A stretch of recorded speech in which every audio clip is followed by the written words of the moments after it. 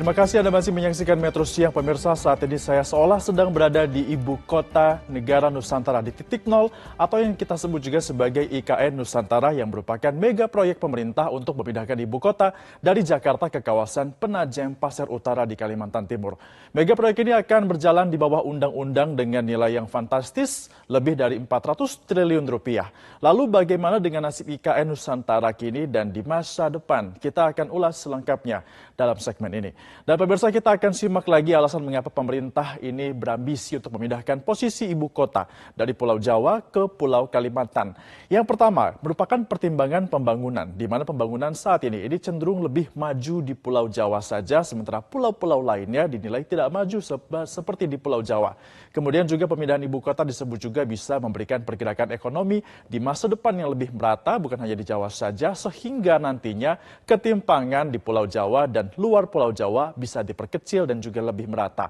Selain itu, ada alasan terkait dengan beban DKI Jakarta yang kini sudah terlalu berat dengan jumlah penduduk mencapai 10 juta penduduk, belum lagi ditambah dengan para pekerja dari kota satelit di luar DKI Jakarta yang bekerja di DKI Jakarta di siang hari, sehingga macet di mana-mana. Mungkin ini dirasakan oleh Anda juga pemirsa.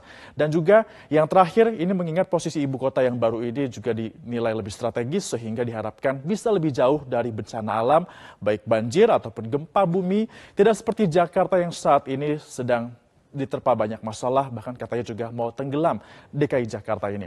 Nah, dengan demikian pemirsa, akhirnya terpilihlah kawasan Penajam Pasir Utara di Kalimantan Timur sebagai lokasi untuk dibangun ibu kota yang baru sebagai IKN Nusantara. Di mana dan kenapa sebenarnya Kalimantan Timur ini dipilih pemirsa? Tentunya karena situasi geografis di sana ini yang berbeda dengan DKI Jakarta dengan resiko bencana yang lebih minimal. Karena Pulau Kalimantan tidak dilalui oleh Ring of Fire, sehingga berkait dengan bencana geologis seperti gempa bumi ini akan minim sekali di Pulau Kalimantan. Lokasi strategis ini juga karena posisinya, kalau Anda buka peta Indonesia, Kalimantan khususnya di kawasan IKN Nusantara nanti ini berada di tengah-tengah dari Indonesia, sehingga ini dikatakan bisa merepresentasikan Indonesia secara keseluruhan, dan juga sudah lokasi dipilih ini sudah dekat dengan beberapa kota yang berkembang di Kalimantan, khususnya Kalimantan Timur seperti kota Samarinda dan juga Balikpapan, sehingga ini akan bisa mempermudah pembangunan ke depannya. Nah, terkait dengan infrastruktur yang sudah ada di sana, ini juga dikatakan sudah lumayan lengkap karena sudah ada akses jalan penghubung menuju ke Penajam Pasir Utara, dan juga jangan lupa pemerintah juga mengatakan sudah tersedia lahan yang akan ada di bawah pemerintah, yakni mencapai 180.000 hektar. Meskipun sampai dengan akhir 2022 kemarin informasinya 70% lahan yang sudah dibebaskan dan juga bisa dikuasai untuk pembangunan IKN Nusantara. Nah, di grafis selanjutnya kita akan melihat pemirsa, proyek ambisius untuk memindahkan ibu kota tentunya akan menelan biaya fantastis. Dan ternyata anggaran untuk IKN Nusantara ini mencapai banyak sekali, sampai dengan 466 triliun rupiah. Bahkan terakhir informasi kami dapatkan ini bisa membengkak sampai dengan 477 triliun rupiah. Lalu dari mana saja angka ini akan didapatkan? Tentunya ini nanti akan dimaksimalkan untuk pembangunan infrastruktur dan juga pendukung lainnya untuk mentransformasi ekonomi di sana. Sumbernya yang pertama ini tentu saja dari APBN. Karena memang ini merupakan mega proyek dari pemerintah pusat. Kemudian dana ini juga akan bersumber dari BUMN, bisa berupa pembiayaan dari ekuitas dan juga obligasi korporasi, ataupun dari dana crowdfunding yang bisa didapatkan dari dana filantropi dan juga bisa dari dana CSR. Tentunya ini harus melibatkan banyak pihak dan juga investor yang datang ke IKN Nusantara.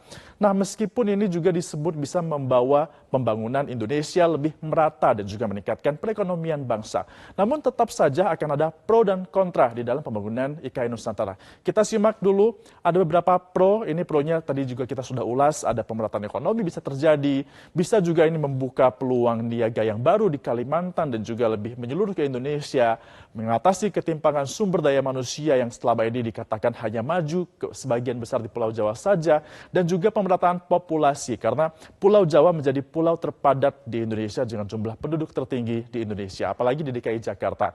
Tapi ada juga beberapa kontra yang dikhawatirkan oleh beberapa pihak. Yang pertama, Pembangunan IKN Nusantara ini bisa saja menggusur lahan dari masyarakat adat yang ada di Kalimantan Timur, khususnya di Penajam Pasir Utara. Karena kita ketahui lahan masyarakat adat ini dikatakan tidak memiliki sertifikat, sehingga ada kendala-kendala seperti itu yang dikhawatirkan malah bisa mengancam dari kedaulatan masyarakat lokal yang sudah hidup lama di Penajam Pasir Utara. Sehingga mereka juga harus dipikirkan, kalau itu dibangun maka masyarakat asli yang tinggal di sana harus pindah kemana. Kemudian juga yang menjadi khawatir ini adalah bisa merusak lingkungan. Karena pembangunan tentunya akan begitu masif, akan ada banyak perkantoran di sana, akan ada banyak gedung-gedung yang semula Kalimantan merupakan pulau dengan banyak hutan dan juga daya resap dan juga penyumbang oksigen, bahkan bukan hanya untuk Indonesia, untuk dunia. Ini juga akan disinyalir bisa menjadi merusak hutan. Dan terakhir ini pembangunan IKN Nusantara juga dikatakan disinyalir hanya menguntungkan dari kepentingan oligarki saja.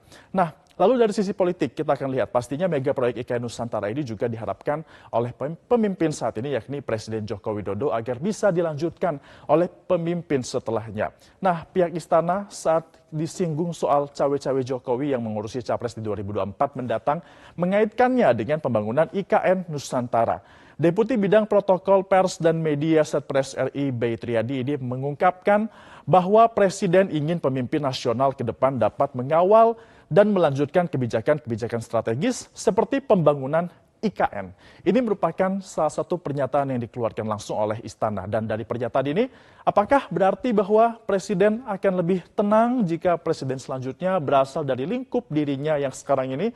Tentunya ada trust issue nampaknya dari Presiden Jokowi, sehingga ada cawe-cawe itu. Sehingga dia menginginkan nampaknya Presiden selanjutnya berasal dari lingkup dirinya saja.